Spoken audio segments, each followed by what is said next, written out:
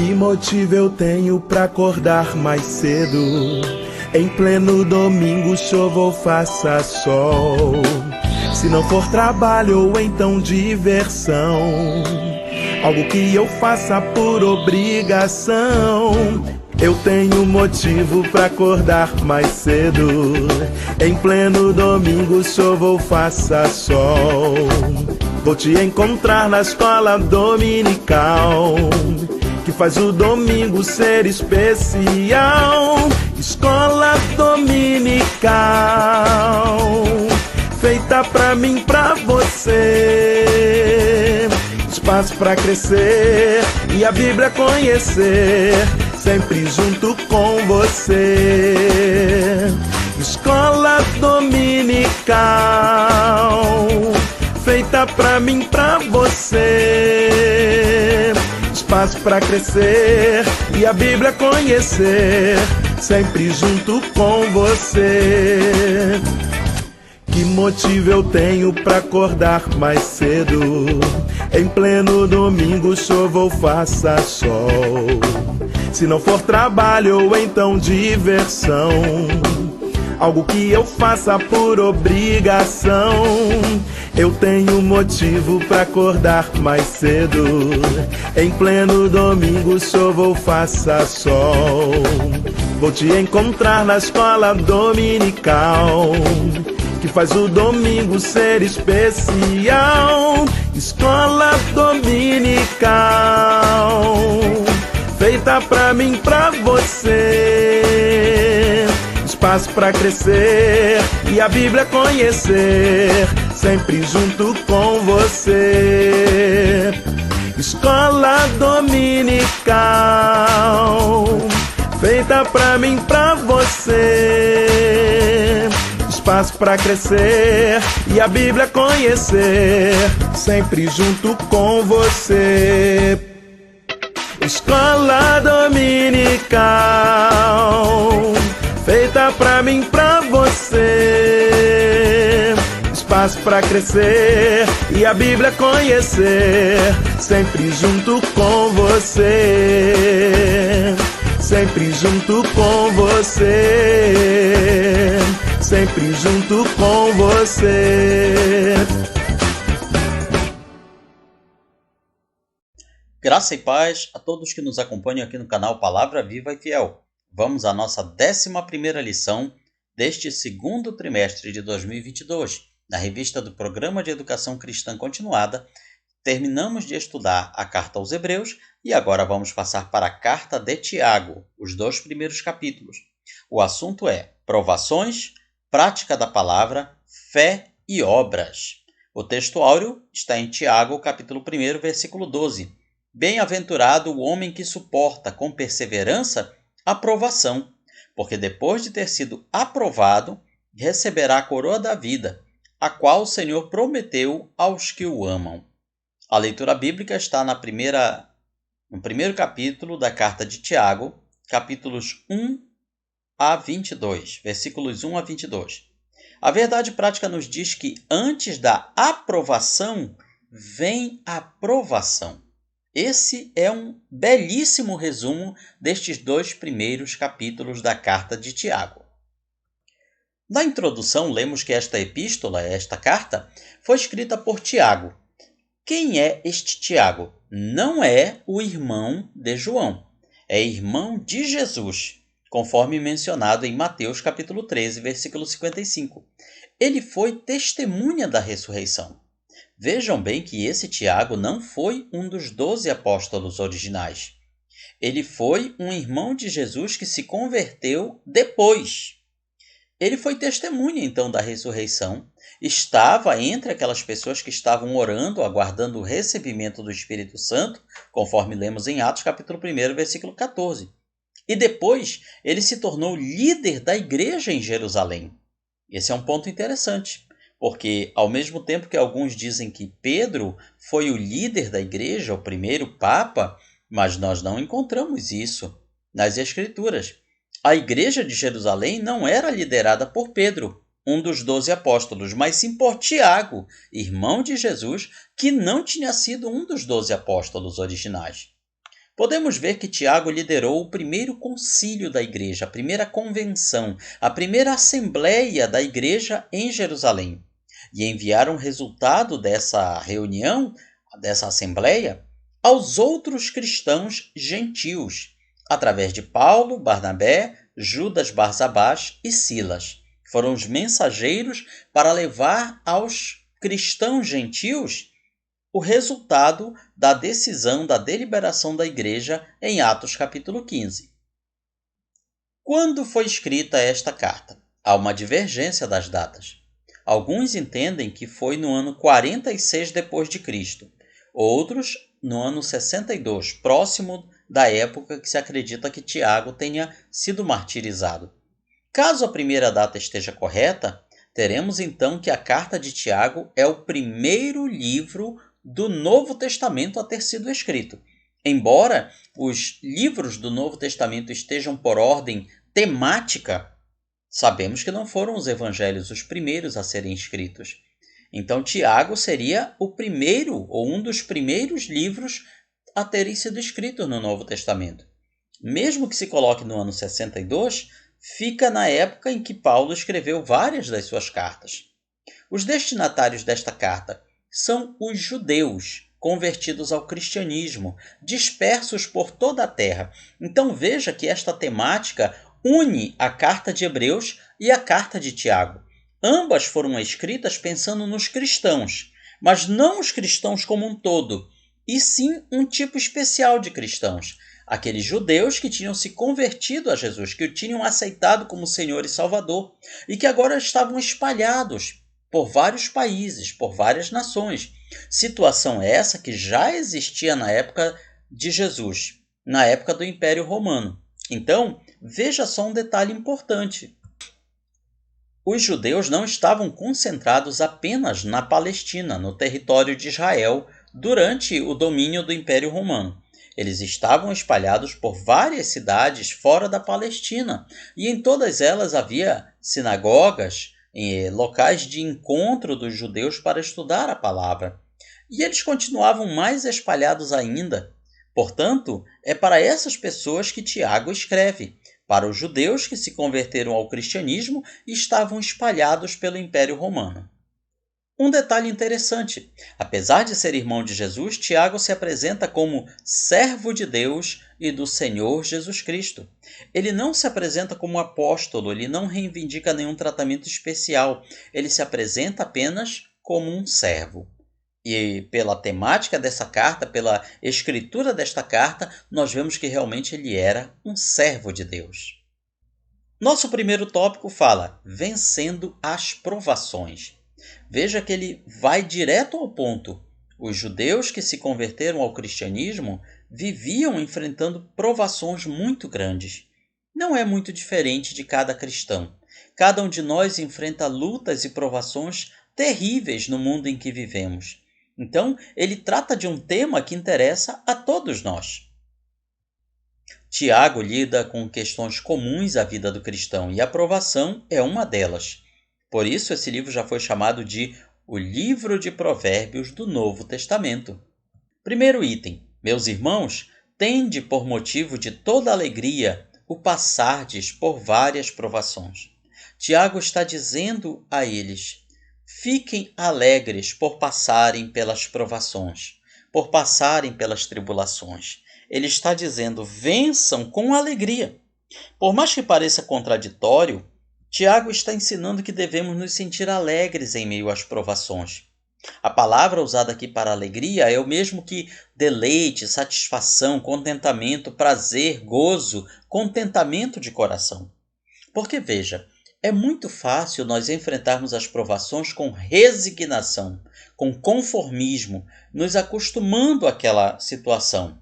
Isso é uma atitude louvável, mas é uma atitude que muitos conseguem tomar facilmente.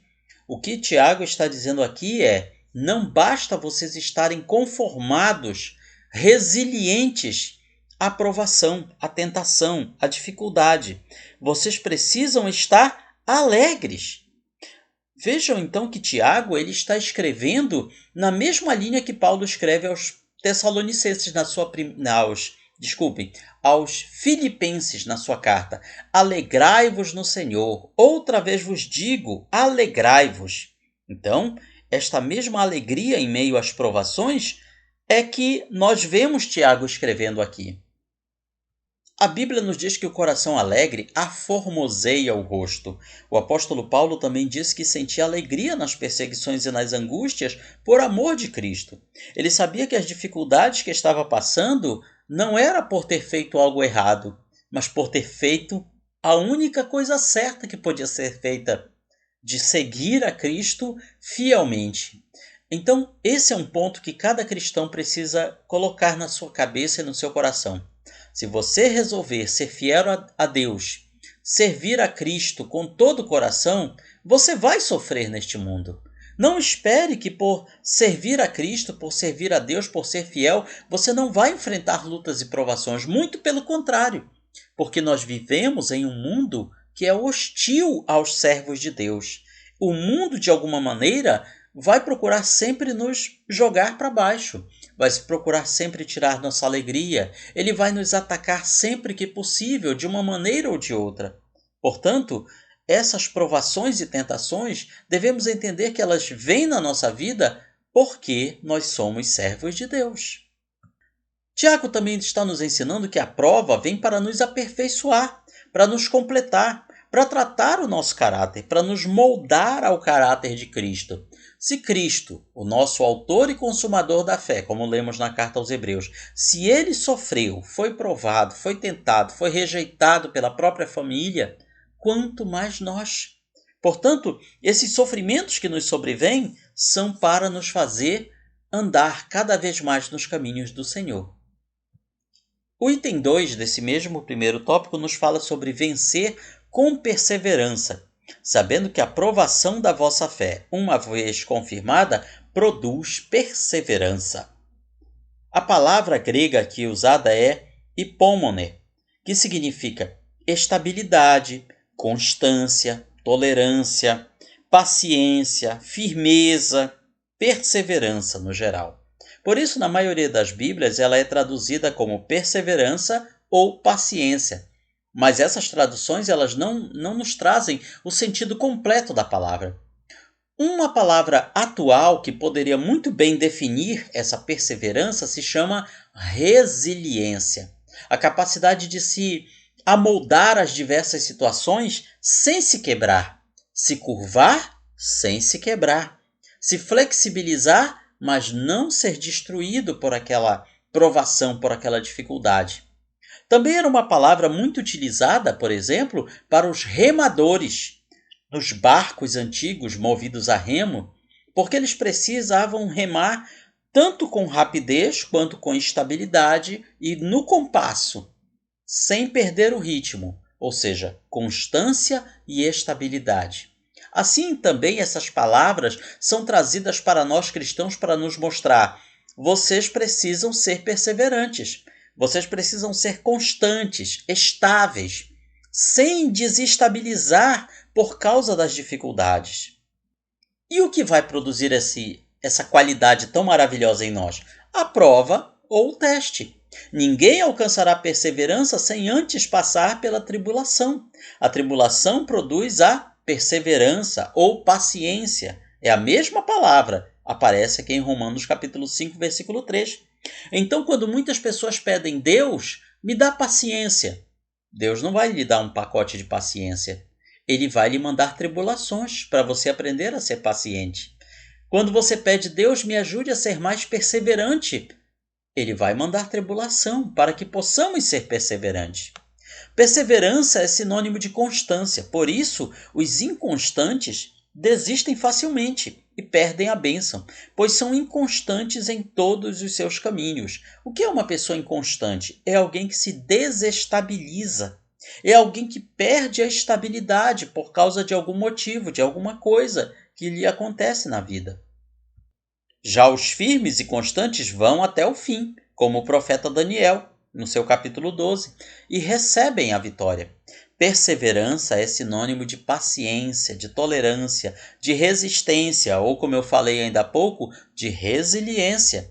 Daí a necessidade do cristão evidenciar o fruto do Espírito, pois através desse fruto, de uma das fatias desse fruto chamada temperança, domínio próprio, assim nós conseguiremos resistir com perseverança e continuar até o fim, sem perder o ritmo na corrida, até alcançar a vitória final.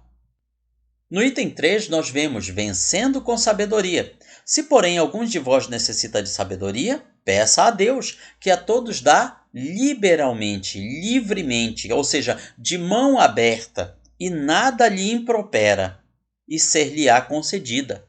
Que sabedoria é esta que Tiago está falando aqui? Bom, muitos não entendem o objetivo das provações e deixam de alcançar as promessas por falta de sabedoria. Quando a gente fala de sabedoria, tem que falar do rei Salomão, o homem mais sábio da Bíblia. Reinou durante 40 anos, foi muito próspero. Por outro lado, o seu filho Roboão, que não tinha essa sabedoria, perdeu 10 tribos das 12.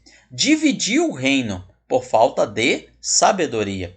Veja que apesar de Salomão, no fim da sua vida, ter cedido seu coração para as mulheres estrangeiras e ido após elas para sacrificar aos falsos deuses, mas ainda assim ele preservou a sabedoria que Deus lhe concedeu.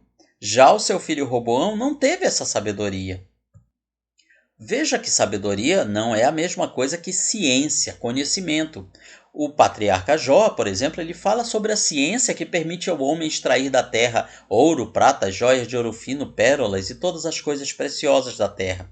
Mas a ciência não é a mesma coisa que sabedoria. A sabedoria vem do alto. A ciência nós podemos aprender nos bancos escolares, mas não a sabedoria. Por isso o apóstolo Tiago ensina: devemos pedir sabedoria a Deus. Em Provérbios 8, Salomão exalta a excelência da sabedoria, dizendo que ela é melhor do que os rubis ou as finas joias.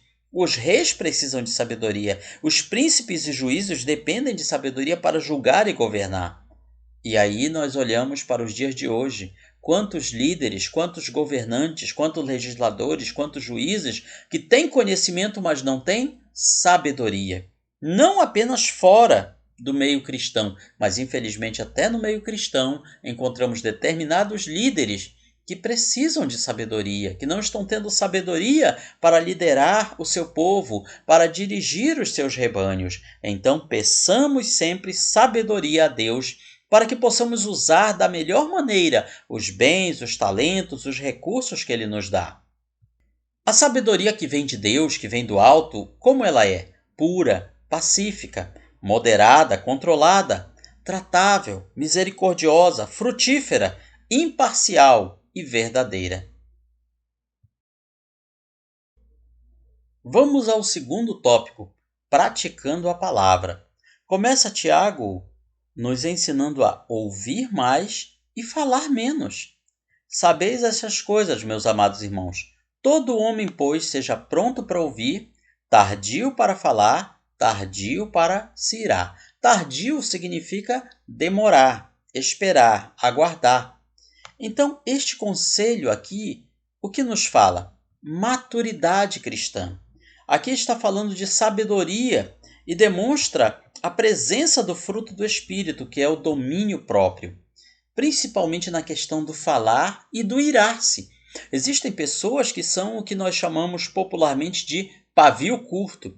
São pessoas que prontamente se iram, se aborrecem, às vezes com motivos banais, por qualquer coisinha. Algo que não lhe agradou já gera uma enorme ira, uma reação desproporcional ao que aconteceu de errado. Outros também são prontos para falar, ou seja, falam tudo o que lhes vem à mente. Não tem aquela torneira, digamos assim, aquele controle, aquele registro entre a mente que pensa algo e a boca que fala aquele algo. Quantas brigas e confusões nós poderíamos poupar se nós evitássemos falar determinadas coisas? Então, peçamos sabedoria a Deus para falar a coisa certa no momento certo. Não adianta falar a coisa certa no momento errado. Também não adianta falar a coisa errada no momento certo. Para termos esse timing, para usar uma palavra atual, precisamos pedir sabedoria a Deus, a fim de que possamos falar o correto na hora correta. A Bíblia nos ensina que até o tolo pode passar por sábio se ficar calado. Talvez seja daí que venha aquele ditado ou aquela frase: fulano calado é um poeta. Convém ressaltar que a expressão todo homem, usada aqui nesse texto, está se referindo a toda pessoa, não apenas ao macho, ao homem. Então isso serve para homens e mulheres. E aqui a gente destaca especialmente as mulheres. Sabemos que as mulheres elas falam muito mais do que um homem, na média. Existem mulheres que são mais caladas que a média, mas as mulheres, no geral, falam quase o dobro de um homem durante o dia. Então, a mulher ela precisa ter muito cuidado no que ela fala, pois suas palavras podem desencadear grandes problemas ou trazer grandes soluções. Portanto, fica a palavra aqui para todas as irmãs em Cristo que nos ouvem. Peçam sabedoria a Deus no vosso falar, para que da vossa boca saia somente aquilo que seja bom e agradável a Deus, que edifique a Deus, edifique ao próximo e glorifique a Deus. Tiago alerta que devemos estar prontos para ouvir. Parece que muitas pessoas estão armadas, sempre armadas, com palavras em sua própria defesa ou em defesa de suas ideias. Então elas estão prontas para falar, mas não prontas para ouvir. A palavra de Deus nos ensina que o coração do justo medita no que vai responder, ou seja, ele pensa antes de falar. Se estivermos prontos para ouvir, evitaremos muitas confusões, por isso Deus nos deu 2 orelhas e uma boca só. Deu mais orelhas do que bocas. Aprofundaremos o estudo sobre o poder da língua e o dever de controlá-la no capítulo 3, na próxima lição. E aqui o nosso comentarista relembra a letra de uma canção antiga dos anos 80, do poeta e cantor José Carlos. E nós vamos colocar aqui um pouco dessa canção. Vejamos como esta melodia que nos traz uma palavra tão inspirada sobre falar e ouvir.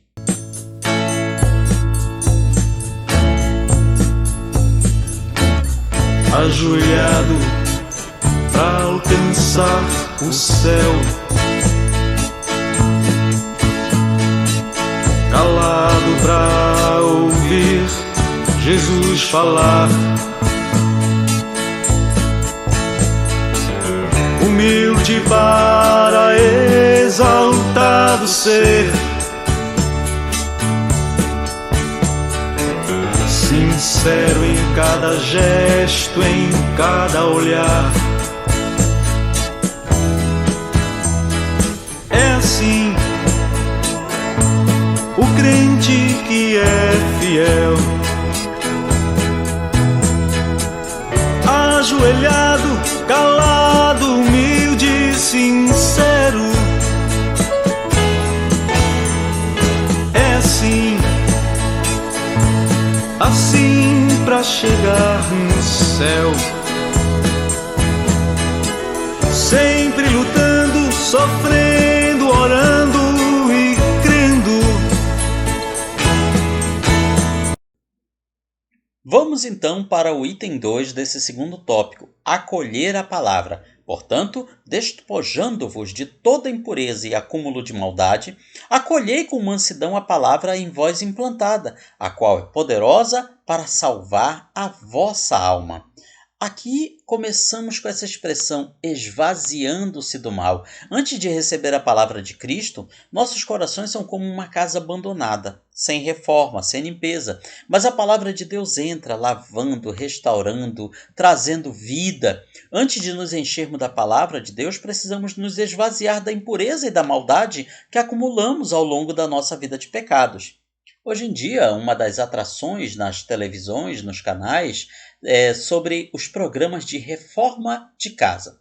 Aquela casa antes e depois. Aquela casa antes toda bagunçada, suja, desarrumada, aí vem a equipe do programa, faz toda aquela limpeza, toda aquela melhoria, aquele upgrade na casa e depois apresenta ela novinha em folha para os seus participantes. Assim também Deus faz na nossa vida.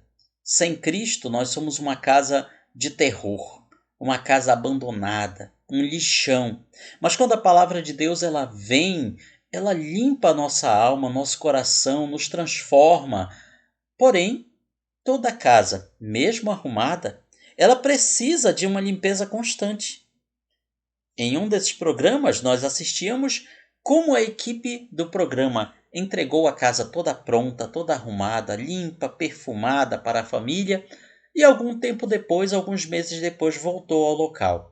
A casa estava pior do que antes, muito mais suja, muito mais bagunçada, muito mais deteriorada. Assim também é a nossa vida. Se não cuidarmos da limpeza espiritual dos nossos corações, da nossa alma o tempo todo, através da palavra de Deus, através de uma vida cristã de fé e de boas obras, a nossa casa vai ficando pior do que antes.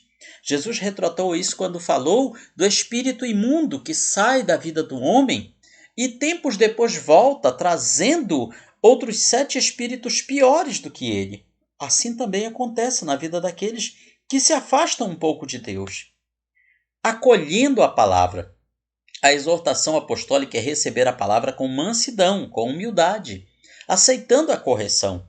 Então, aqui nós entendemos que essa palavra, ela não é aquela palavra simplesmente agradável, aquela palavra fofinha, aquela palavra que enche o nosso ego, nos estufa o peito. Não, muitas vezes a palavra que Deus traz para nós é uma palavra de exortação, é uma palavra de correção, é uma palavra de quebrantamento, é uma palavra de humilhação.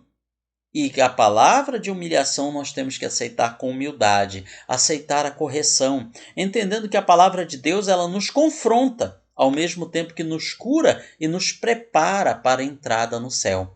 A palavra de Deus dificilmente vai chegar até nós dizendo: você é perfeito, você é perfeita, Deus se agrada de você do jeito que você é, não precisa mudar nada, tá bom desse jeito. Dificilmente a palavra de Deus vai nos trazer uma mensagem assim. Ela vai nos confrontar, ela vai apontar o dedo para nós e dizer: corrija isso, ajeite isso, bote em ordem isso, arrependa-se, mude isso e aquilo. E não é uma palavra fácil de aceitarmos. Mas, se queremos ser vitoriosos, temos que aceitar esta palavra com mansidão, com humildade, aceitar a correção, sabendo que Deus nos traz essa palavra não para nos humilhar simplesmente porque Ele gosta de nos ver sofrer. Não, Ele faz isso porque Ele quer nos ver no céu junto com Ele. Ele quer que nós participemos do seu reino eterno. Mas para isso nós temos que mudar, nós temos que ser outras pessoas, temos que ser novas criaturas, pois sem isso não poderemos fazer parte do seu reino eterno. No item C nós vemos que a palavra de Deus é poderosa. A palavra foi implantada, diz o apóstolo Tiago, ou enxertada em nós. A palavra implantada é um termo moderno. O correto, na verdade, seria enxerto. Alguns de nós já vimos como é que se enxerta uma planta em outra. Como é que você faz um corte naquela planta, coloca um galho, uma semente, um ramo de outra planta, depois amarra, pronto, você fez um enxerto. Assim a palavra de Deus vem até nós, ela é enxertada, mas para ser enxertada, muitas vezes ela precisa cortar em nós, cortar nossa alma, nosso coração, e então ela é enxertada. E o apóstolo Tiago está dizendo: vocês foram cortados do eu para que essa palavra fosse colocada em vocês, mas ela é poderosa, ela é eficaz, ela pode mudar a vida de vocês, ela pode transformar vocês. Esta é a mesma palavra que criou todas as coisas, a palavra de Deus. E é essa palavra que deve estar em nós, na nossa boca e no nosso coração. Afinal, a nossa vitória final será pelo sangue do Cordeiro e pela sua palavra. Então, se não tivermos essa palavra dentro de nós, seremos incapazes de termos uma vida vitoriosa e constante, uma vida feliz, uma vida cheia da presença e da graça do Senhor. No terceiro item deste segundo tópico, lemos: tornando-se praticante da palavra. Tornai-vos, pois, praticantes da palavra e não somente ouvintes, enganando-vos a vós mesmos. O próprio Jesus nos deu o maior exemplo da diferença entre ouvinte e praticante com a parábola da casa na rocha e da casa na areia. O que aprendemos com isso? Que ouvir a palavra simplesmente não basta. A pessoa até constrói algo, mas quando vem a chuva, o rio, o vento, ou seja, as tempestades desta vida, aquela casa espiritual derruba. Já aquele que constrói a casa na rocha resiste a tudo. As chuvas são os ataques de cima, ou seja, os poderes espirituais da maldade nas regiões celestiais. Os rios são os ataques de baixo e os ventos são os ataques do lado. De muitas vezes são pessoas que estão abaixo de nós, ao nosso lado, e muitas vezes nos atacam. Aquela casa não caiu porque estava construída, edificada sobre a rocha. Essa é a grande diferença. É com muita tristeza que percebemos nesses últimos dias da igreja na terra certa insensibilidade e até desprezo à palavra de Deus. A exposição das Escrituras, confrontando, chamando o homem ao arrependimento, tem sido substituída por mensagens triunfalistas.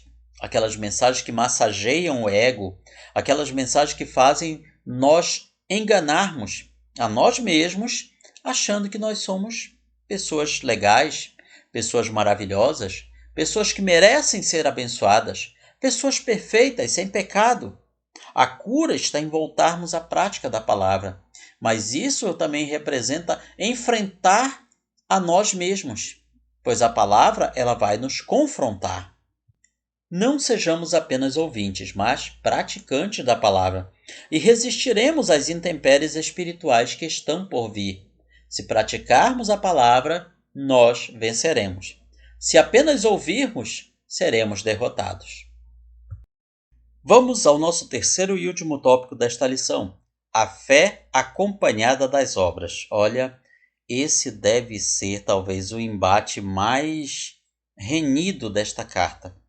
Fé e obras. Qual o peso de cada uma delas na vida cristã? Há correntes religiosas que dizem: o importante é a fé, não importam as obras. Não importam as suas obras, o que importa é a sua fé. Outros dizem: as obras é que importam, a fé não importa tanto. Mas as obras é que realmente vão fazer a diferença. E agora, quem está certo? Nenhum dos dois. Aqui Tiago nos mostra que tanto a fé quanto as obras são igualmente importantes no caminho da salvação. Então, se alguém perguntar o que é mais importante, fé ou obras? A resposta seria: qual é a asa mais importante do pássaro, a direita ou a esquerda? Então, é o Tiago nos ensinando essa grande verdade. E ele começa nos mostrando que não podemos fazer acepção de pessoas. O que é acepção de pessoas? É o que hoje nós chamaríamos de discriminação. Meus irmãos, não tenhais a fé em nosso Senhor Jesus Cristo, Senhor da glória, em acepção de pessoas. Afinal de contas, é muito comum no meio do secular as pessoas discriminarem as outras, por exemplo, pela riqueza. O apóstolo Tiago ele usa este exemplo. Pessoas com anéis caros, vestimentas luxuosas, serem destacadas e bem tratadas, e as pessoas pobres e com vestes simples serem desprezadas. Então, esse é um fator muito usado para discriminar as pessoas, os bens materiais, riqueza versus pobreza. Afinal, na época de Tiago, a ideia que os judeus tinham é que a pessoa rica, bem-sucedida, era sinal da bênção de Deus, enquanto que a pessoa pobre, necessitada, isso era sinal do castigo de Deus sobre a vida dela. Não é tão diferente de hoje, não é verdade? Hoje também a pregação triunfalista e a teologia da prosperidade coloca esse abismo entre pobres, amaldiçoados, e ricos, abençoados, quando é uma falsa dicotomia. É algo que a palavra de Deus não nos ensina. Ser abençoado não significa ser rico. Ser amaldiçoado não significa necessariamente ser pobre. O apóstolo Tiago entende o seguinte, que tratar o bem o rico e tratar mal o pobre nos torna juízes tomados de perversos pensamentos. E também é errado o inverso, o contrário. Tratar mal o rico porque ele é rico e tratar bem o pobre porque ele é pobre. Isso também está errado.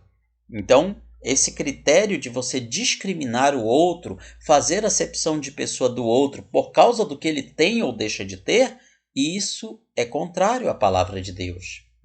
A ética cristã vai contra os princípios deste mundo. Ela nos ensina que devemos tratar a todos igualmente, da mesma forma. E, claro, o único critério não é apenas a questão da riqueza versus pobreza. Na falta disso, a nossa tendência é sempre discriminar o outro por algum motivo. Pela questão da beleza física, pela questão de uma suposta espiritualidade, pela frequência nos cultos e coisas desse tipo. A nossa mente sempre vai procurar criar motivos para tratar os outros diferentes, para tratar uns de uma maneira e outros de outra maneira. A nossa tendência é essa, a nossa carne, a nossa natureza é essa.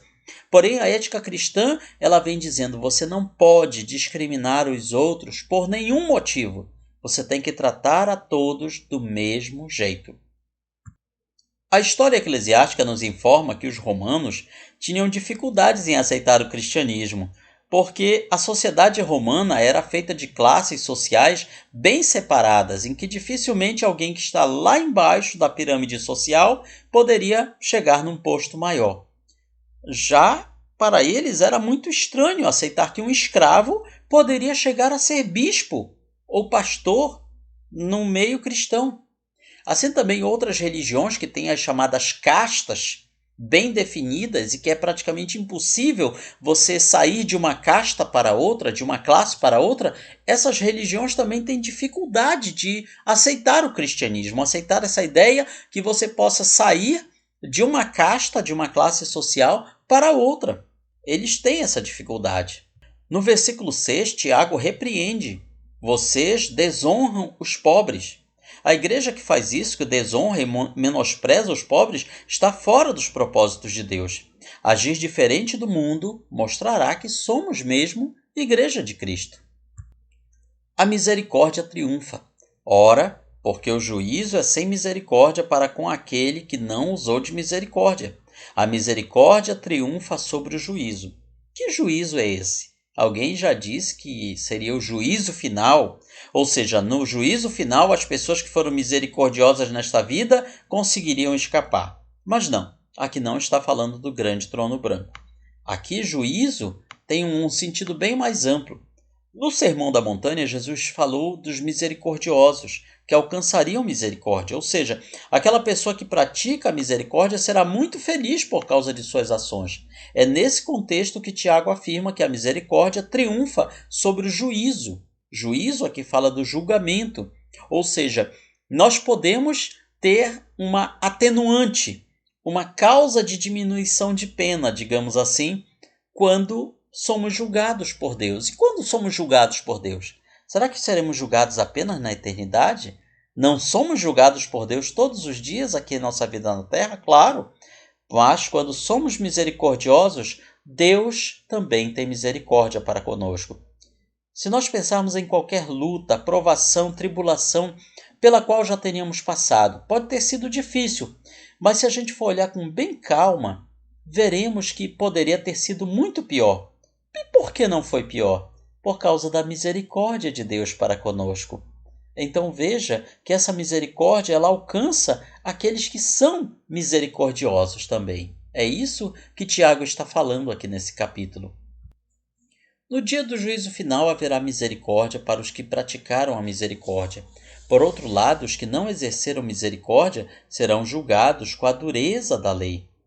Alguns podem entender isso como se no juízo final houvesse alguma chance de salvação que não fosse através de Cristo, mas não é bem assim. Na realidade, a misericórdia de Deus ela ocorre todo o tempo conosco, e não apenas em um juízo final futuro. Um exemplo disso é a parábola do credor incompassivo, onde um homem teve uma dívida de 10.000 talentos perdoada e, ao sair da presença do rei, foi cobrar uma dívida de apenas 100 denários, 100 dinheiros. Era uma dívida muito menor do que os 10.000 talentos. Mas ele não teve misericórdia com seu devedor. A misericórdia que o rei teve com ele, ele não teve com outro. Quando o rei soube disso, o prendeu e o trancou sem misericórdia. O que aprendemos então? Que devemos ter misericórdia com os outros do mesmo jeito que Deus é misericordioso com a nossa vida. No item 3 desse terceiro tópico, chegamos ao ponto principal dessa dicotomia fé e obras. A fé sem obras é morta. Ou seja, a fé ela tem tanta importância na salvação quanto as obras. Apenas as obras não resolvem. Apenas a fé também não resolve. A fé, portanto, ela precisa ser completada pelas obras. E nós chegamos a uma dificuldade bíblica. Os textos de Romanos 3,20, em que Paulo afirma que nenhuma carne será justificada pelas obras. E Tiago dizendo que, sem fé, as obras são mortas. E agora? Será que Paulo está dizendo uma coisa contrária ao que Tiago escreveu? Não, de forma alguma. Esses textos podem ser harmonizados.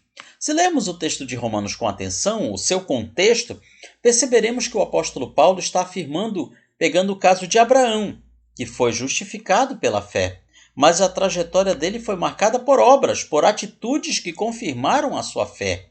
Então Paulo não está dizendo que as obras são totalmente inúteis para a salvação. Ele está dizendo que as obras sozinhas não salvam ninguém. Elas precisam ser completadas pela fé. Então veja que Abraão ele é justificado pela fé, mas não apenas a fé sozinha. Ele, por causa dessa fé, realizou atitudes, obras. Então Tiago 2,18 dá um verdadeiro checkmate no assunto. Mostra-me essa tua fé sem as obras, e eu com as obras te mostrarei a minha fé. Muitas pessoas abrem a boca para dizer que tem fé. E quando nós dizemos, me prove que você tem fé, o que você vai mostrar para que eu tenha certeza que você tem fé? A pessoa não tem nada para mostrar, não tem obras para mostrar. Então a fé sem obras de nada adianta. O capítulo 2 encerra afirmando que a fé sem obras é como um corpo sem espírito, ou seja, é um cadáver. Portanto, vemos que determinadas pessoas que dizem ter fé, mas sem obras, na verdade elas estão mortas espiritualmente. A fé não substitui as obras e as obras não substituem a fé. Na verdade, elas se completam. Elas são como as duas asas de um pássaro. Uma confirma a outra. Paulo e Tiago não estão em contradição. Os dois falam do mesmo assunto, mas de pontos de vista diferentes. Paulo está falando do meio, enquanto que Tiago vê o resultado. Através das obras, a fé se manifesta, pois sem obras não há nenhuma fé para ser mostrada. Chegamos então à nossa aplicação pessoal. Suportemos as provações com perseverança, sendo praticantes da palavra de Deus e evidenciando, mostrando a nossa fé através de obras. Fazendo isso, nós estaremos realizando o ideal de Deus para a nossa vida. Portanto, esse é um breve resumo da nossa lição e na sua escola bíblica dominical você vai aprender muito mais. Deus abençoe a sua vida em nome do Senhor Jesus.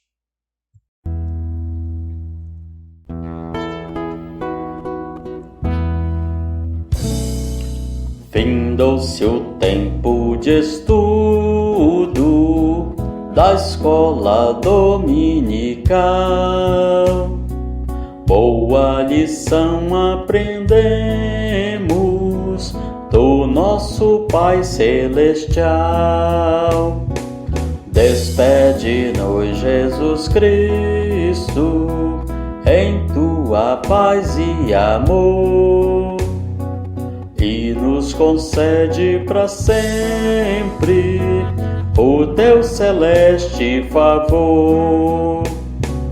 Aos visitantes e amigos agradecemos também.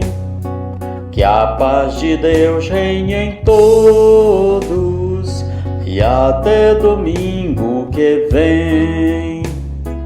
E até domingo que vem.